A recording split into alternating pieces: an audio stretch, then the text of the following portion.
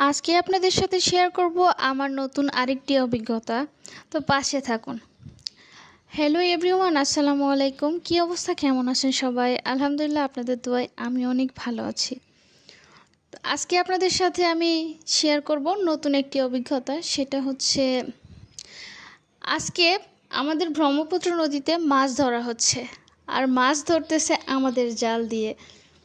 আমার আব্বু আছে সাথে, আমার মামা আছে, তারপরে আমার দুইটা মামা, আরও মানে আশেপাশে যারা ছিল সবাই মনে করেন জালটা অনেক বড়। তো তো বৃষ্টির পরেই সবাই বলতেছে যে নদীতে মাছ এসেছে, বড় বড় পুঁটি মাছ, তো চলো মাছ ধরি। তো আমার আব্বু যখন মাছ ধরে, আমাদের বাসার পাশে তো নদী, মানে উপর থেকে দেখা যায়। তা আমি বললাম যে আজকে একটু কাছে যেয়ে দেখি, তারপর নিয়ে নিলাম ভিডিও।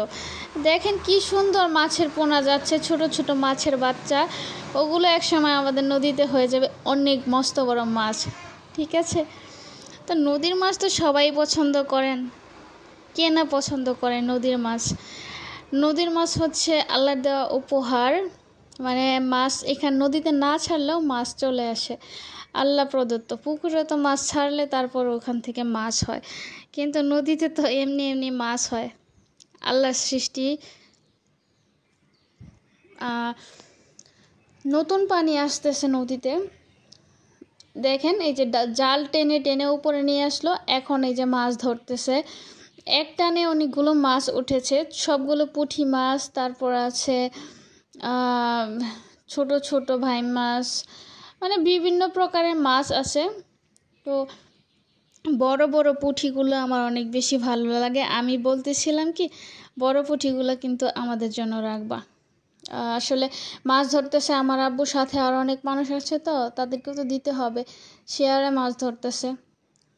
তো আমার কিন্তু খুব ভালো লাগে ব্যাপারটা, নদীর মাছ অনেক বেশি ভালো লাগে, অনেক টেস্টি হয় যদি নদীর মাছ চচ্চড়ি করা হয়। তো এই দেখেন অনেকগুলো মাছ পেয়েছে এক টানে, আপনাদের সাথে শেয়ার করলাম।